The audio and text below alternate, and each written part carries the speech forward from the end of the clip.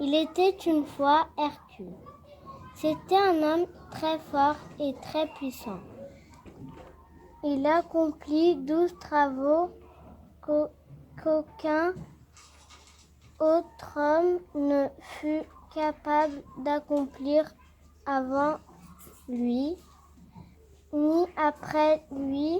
C'est ainsi qu'il entra dans la légende. Il y a très longtemps, sur un rivage de Grèce, naquit un petit garçon qu'on appelait Hercule. Son père était Jupiter, le roi des dieux grecs. Il régnait sur la montagne Olympe et commandait à la foudre. Son pouvoir était infini. Sa mère, Alcméne, simple mortelle, était la reine de la ville de Thèbes. Encore bébé, Hercule montra sa force. Un jour, deux horribles serpents dont les yeux lançaient des flammes glissaient dans sa chambre jusqu'à son berceau. Que fit alors Hercule?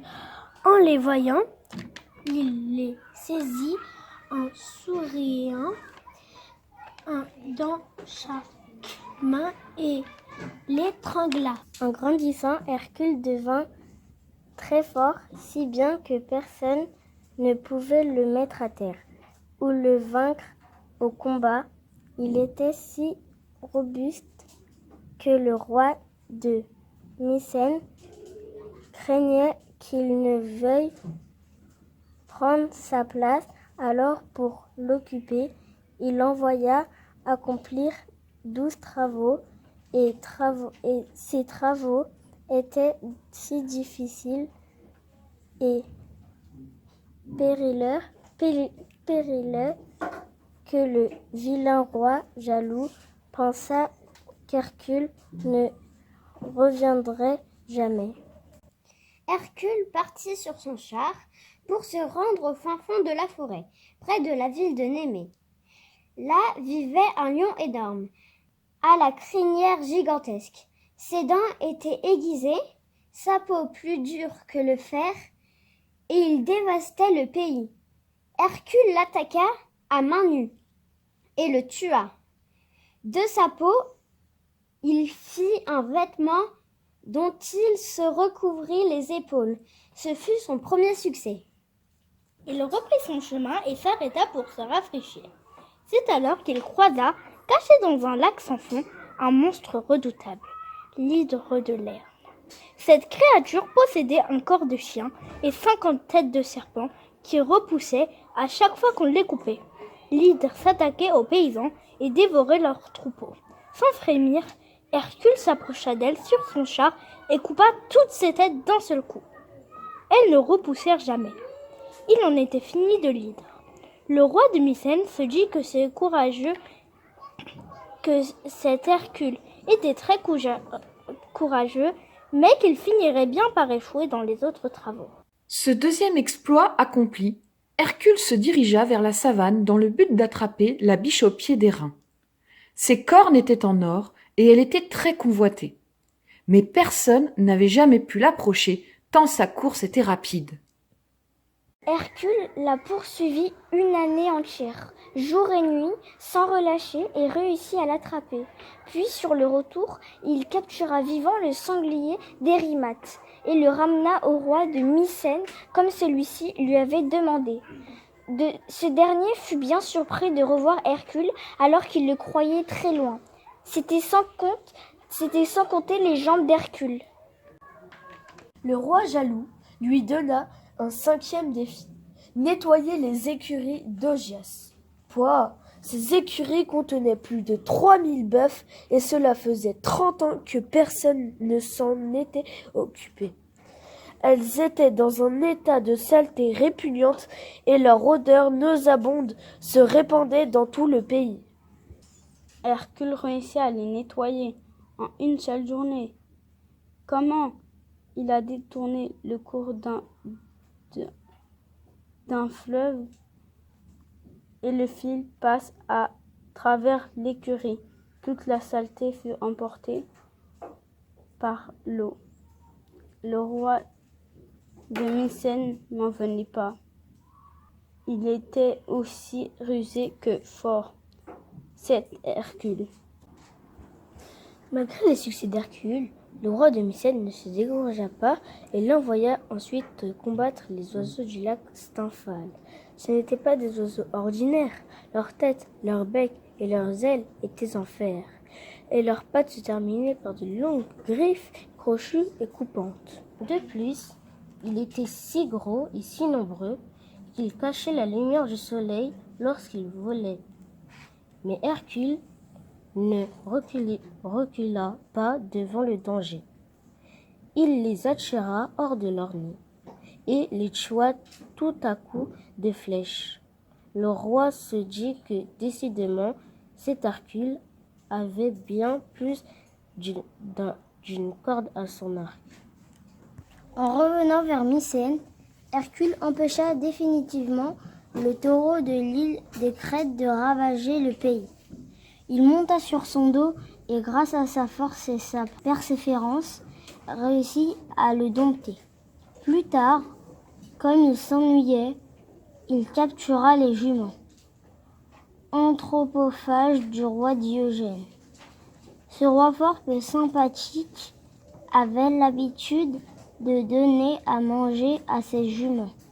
Les étrangers qui passaient par chez lui.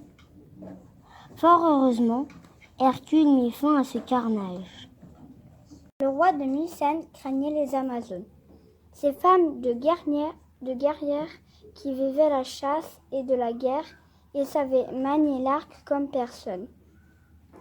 Il envoya donc Hercule les combattre et lui demanda de ramener la ceinture de leur reine Hippolyte. Ce ne fut pas un problème pour Hercule.